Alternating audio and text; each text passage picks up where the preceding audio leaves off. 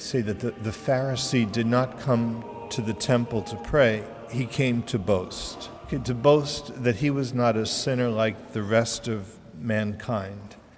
And he gives a litany of his virtues. And the Pharisee is quite good. He doesn't lust after women. He fasts. He's prayerful. He's even generous, giving 10%. He says off the top, gross. He gives 10% of his income.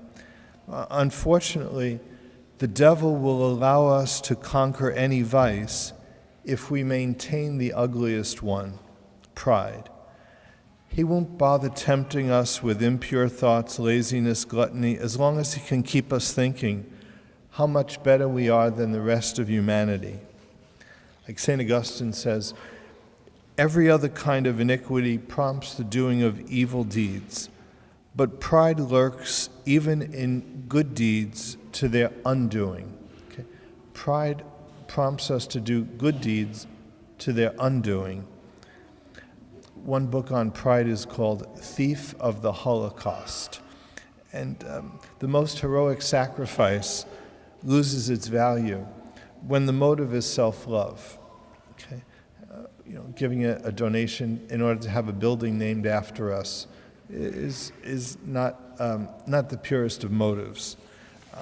And so pride blinds us spiritually. Father Bloom says, when we are spiritually blind, we are unable to see ourselves in the light of truth. We really cannot examine our own conscience when we're blinded by pride. It's a grace to be able to see ourselves as God sees us.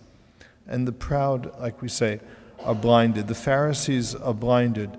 They could not examine their own consciences. They could only examine the consciences of their neighbors. Okay? So they only examine other people's conscience. And their prayer is dysfunctional. Like it says, the Pharisee prays with head unbowed. It says in that gospel, he spoke this prayer to himself. Okay? Like we say, right church, wrong God. He spoke this prayer to himself. And Father Robert Barron says that the Pharisee is self-absorbed. He has not broken out of the web of his own egotism.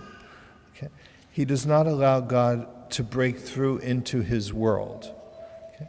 That's what humility is. That's what prayer is. Okay?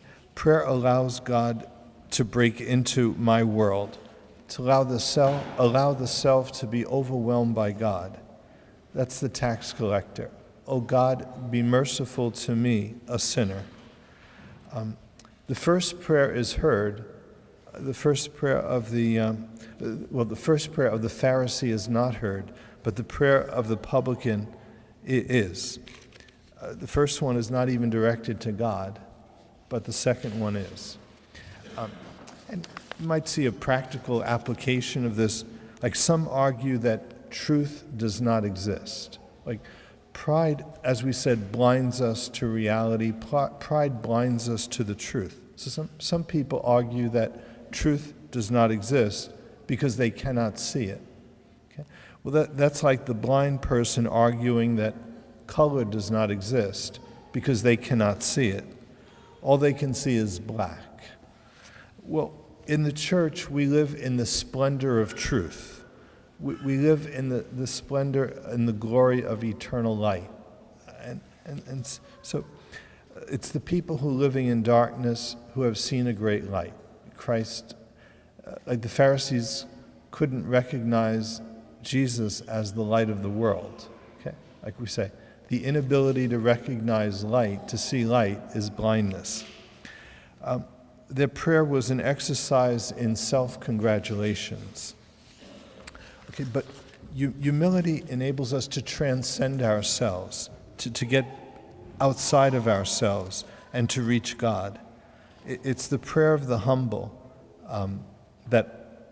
it's that humility that opens our eyes to the truth, to the fact we are all sinners. Humility is our lifeline to transcendence.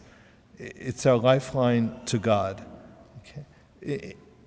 through humility, we can touch that which is eternal. And while it's true that we should examine our conscience like the Pharisees, we should thank God for all the sins we did not commit. But unlike the Pharisees, we should attribute the good not to ourselves, but to God. And it's humility that opens our eyes to that reality. The first reading talks about the prayer that pierces the clouds. And it's the humble prayer. It's humility that enables our prayers to pierce the clouds and to reach God. This week we also have a parish mission. It begins tomorrow. Tomorrow we have Father Emmerich speaking in the church here at 8:30 in the morning, and our parish is going to Aachen in the evening, Monday, Tuesday, Wednesday, Thursday. The bulletin has the whole schedule. But just to give you a little taste of Father Emmerich, on the topic of why do bad things happen to good people, like why isn't it that good things happen to good people and bad things happen to bad people? He says, well, if only the mafia got cancer, well, people would be good, but they would be good for the wrong reason. Okay? God expects a higher moral standard of us than he expects of laboratory rats. Okay?